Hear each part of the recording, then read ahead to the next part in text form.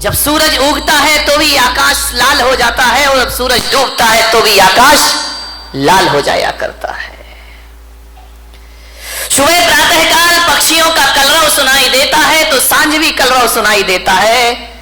फर्क कितना होता है कि सुबह की लाली उठाने का काम करती है और शाम की लाली सुलाने का काम किया करती है। और सुबह के पक्षियों का कलरव जो हुआ करता है वह घोंसलों को छोड़कर बाहर निकलने का होता है और शाम का जो कलरव होता है वह घर वापस लौटने का कलरव होता है। ध्यान रखें, सुबह सुबह पक्षी चहचहाते हैं, कलरव करते हैं, आकाश में पंख फैलाते हैं। ऐसा लगता है सुबह सुबह उन्हें देखो कि जैसे बड़े महोत्सव में शामिल होने के लिए जा रहे हो। पक्षियों के जीवन में कितना आनंद है, कितना संगीत है। पक्षियों के जीवन में प्रातःकाल इतना आनंद हुआ करता है। घोंसले से देखता है आकाश में सूरज आया, उषा काल में पंख फैलाकर आकाश में उड़ जाया करता है, मुक्त आकाश का आनंद लिया करता है। कभी देखना जब हवा का झोंका आता है तो एक वृक्ष कितनी मस्ती में झूमा करता है, कितने आनंद में आनंदित हुआ करता है। देखना कभी जिंदगी में विचार करना, नारियल का पेड़ अपनी मस्ती में झूमा करता है और गुलाब का पौधा अपनी मस्ती में जो कितना आनंद है इन वृक्षों में, इन पेड़ पौधों में। कभी देखना पहाड़ से गिरते हुए झरने को, उसके पानी में संगीत है, एक गीत है, एक सुर है। बड़े संगीत के साथ पानी झरना बनकर के धरती पर गिरा करता है, बड़ा आनंद है। कल कल निनाद करती नदी को देखना, कितना आनंद है उस नदी में, अपनी मस्ती में रहती है, अपनी मौज में रहा करती है। चिड़िया आनंदित है, पशु पक्षी आनंदित है। एक गाय का बछड़ा जब दौड़ करके रंभाता हुआ मां के पास आता है, इतना आनंद उस बछड़े में हुआ करता है। मान्यवर, मैं आपसे निवेदन करने जा रहा हूं कि पेड़ पौधे आनंदित हैं, नदी आनंदित है, तालाब आनंदित है, झरने आनंदित हैं। कितना आनंद है इस संसार में, सुखी सुख है मेरे भाई। विचार करिए आप, प्रकृति का कण कण आनंद में जी रहा है। आसमान आनंदित है, जब रात होती है ना तो हजारों सितारों को आसमान लेकर धरती पर अपना सौंदर्य का रूप दिखाया करता है, आकाश में चंद्रमा चमका करता है। ध्यान रखिए, ज्यों ज्यों रात गहरी होती है आकाश का सौंदर्य बढ़ते चला जाता है, बढ़ते चला जाता है। आकाश आनंदित है, धरती आनंदित है, नदियां आनंदित है, पेड़ पौधे आनंद में जी रहे हैं, पशु पक्षियों के जीवन में आनंद है। अफसोस है आदमी के चेहरे पर आनंद दिखाई नहीं दिया।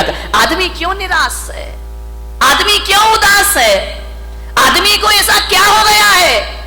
एक चींटी भी जीना चाहती है, एक नासमझ जानवर भी जीना चाहता है, पर आदमी को क्या हो गया? ये मरने के षड्यंत्र रचा करता है, ये मरने की तैयारी किया करता है। आज तक किसी जानवर के मुख से ना सुना होगा कि हे भगवान हमें उठा ले, लेकिन आदमी के मुख से तो कई बार सुना है कि अब इस जिंदगी को जिया नहीं जाता, हे भगवान मुझे इस जीवन से उठा ले, इस जीवन से मुक्ति दे दे। क्या घट जाता है हमारे जीवन में ऐसा? आदमी मृत्यु के षड्यंत्र क्यों रचता है? ये आदमी अपनी ही हत्या करने के लिए तैयार क्यों है? मान्यवर, अपने ही जीवन से लाचार हो गया ये इंसान, अपने आप का दुश्मन बन गया। अभी तो ये सुना था कि दूसरे दुश्मन हुआ करते हैं, हम ही अपनी जिंदगी के दुश्मन खुद बनकर के तैयार हो गए हैं। अपने जीवन से अपने आप को खतरा हो गया। कभी आपने सुना किसी भैंस ने आत्महत्या की हो? सुना? कभी विचार किया है? कभी आपको अखबार में पढ़ने को मिला है कि आज एक भैंस ने गुस्से में आके आत्महत्या कर ली है? कोई जानवर आत्महत्या नहीं करता है। किसी भी जानवर को समय से पहले मौत को बुलाते हुए आपने ना देखा होगा। कोई देवता समय से पहले मरने का नहीं सोचा करते हैं। नार की सोच भी ले तो मर नहीं सकते हैं। आदमी को क्या हो जाता है कि क्यों जीवन से हार गया? थोड़ी सी प्रतिकूलताएं आई और आदमी जिंदगी से हार जाता है। नहीं मेरे भाई, समस्याएं किसके जीवन में नहीं होती हैं? राम के जीवन में समस्या समस्या थी, कृष्ण के जीवन में समस्याएं थी, जीसस के जीवन में समस्याएं थी, आचार्य शांति सागर के जीवन में समस्याएं थी, आचार्य कुंद कुंद के जीवन में समस्याएं थी। समस्याएं किसके जीवन में नहीं होती है? ऐसा कोई है? समस्याओं से रहित जीवन नहीं होता, ध्यान रखिए। और हकीकत में देखा जाए तो समस्याओं का नाम ही जिंदगी हुआ करता है। आसानी से जिंदगी मिल जाए तो जीने का मजा खत्म हो जाएगा। एक बात बताइए, यदि समस्याएं नहीं हो तो फिर जीने का मजा क्या है? जिंदगी जिंदा दिली का नाम है, मुर्दा दिल क्या खाक जिया करते हैं। ध्यान रखिए, जिंदा दिल बनिए। मान्यवर, दुख इस बात का नहीं है कि आदमी मर जाता है, दुख तो इस बात का है कि जिंदा रहकर भी आदमी जिंदा नहीं रह पाता है।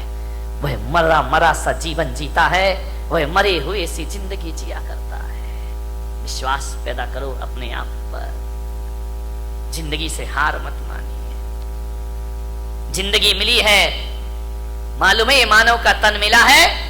शास्त्रों में कहा है, ग्रंथों में कहा है, 84 लाख शरीर छोड़े हैं तब जाकर ये मानव का शरीर तुमको प्राप्त हुआ है। 84 लाख योनियों में हमारा जन्म हुआ है। कितने जन्म हम नाली के कीड़े बने होंगे, कितने जन्म पक्षी बने होंगे, कितने जन्म हम कीचड़ में कीड़ों की तरह रहेंगे होंगे।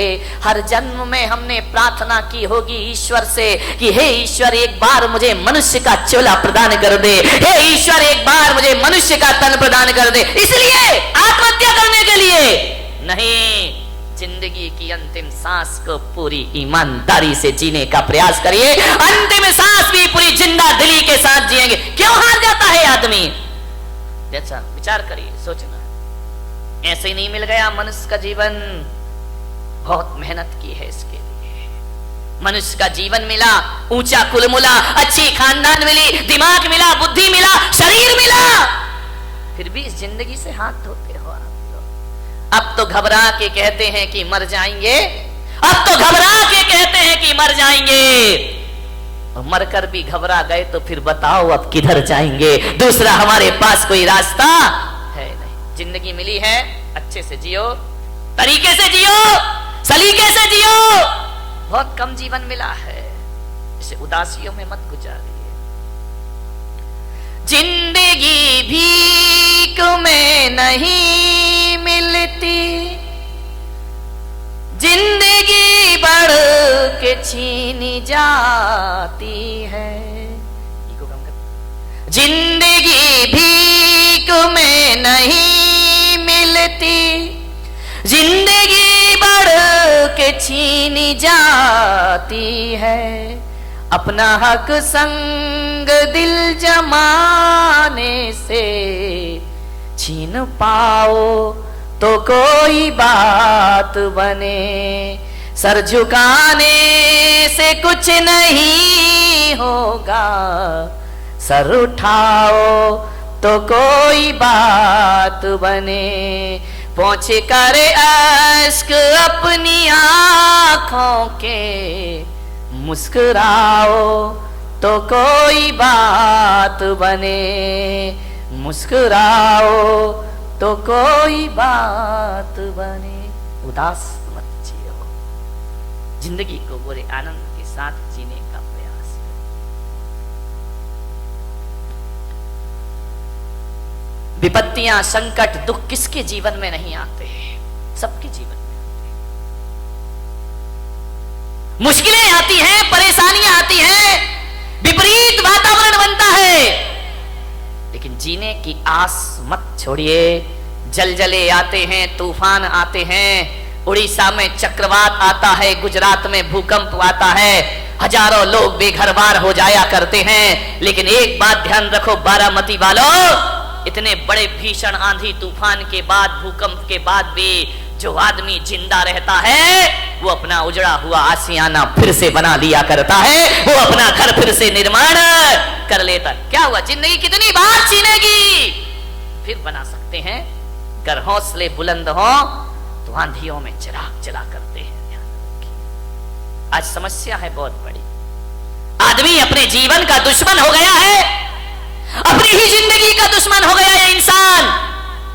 शहरों में बड़े बड़े व्यापारी आत्महत्या कर रहे हैं, महानगरों में व्यापारी आत्महत्या कर रहे हैं, गांव में किसान आत्महत्या कर रहा है, घरों में किशोर आत्महत्या कर रहे हैं, महिलाएं आत्महत्या कर रही हैं। थोड़ा सा निराशा हुई, थोड़ा सा मन का नहीं हुआ, थोड़ा सा प्रतिकूल वातावरण हुआ और आदमी मरने को तैयार है। और एक बात बताओ, बारामती के लोगों से मेरा निवेदन है, इस पंडाल में ऐसा कोई व्यक्ति बैठा है जिसने आज तक आत्महत्या का विचार ना किया हो? है कोई महान आत्मा? मैं दर्शन करना चाहता हूं। एक बार भी पूरी जिंदगी में मरने का विचार नहीं। महिलाओं तुम्हारी तो जय हो पंचम काल की, ये तो इतनी बार मरती हैं लेकिन एक बार भी नहीं मरती है। विचार करिए, सोचना है आपको। बात बात पर आदमी मरने का सोच लेता है। ऐसा कोई नहीं होगा इस दुनिया में जिसने अपने पूरे जीवन में एक बार मरने का ख्याल भी ना लाया हो। मर नहीं सका वो बात अलग है, लेकिन मरने का ख्याल तो सबके भीतर आ जाता है। थोड़ा सा मन का नहीं हुआ, मैं महिलाओं का तो नहीं, यहाँ की महिलाओं की बात नहीं कर रहा हूं। कौन बोला बंबई वालों की कर रहे हो?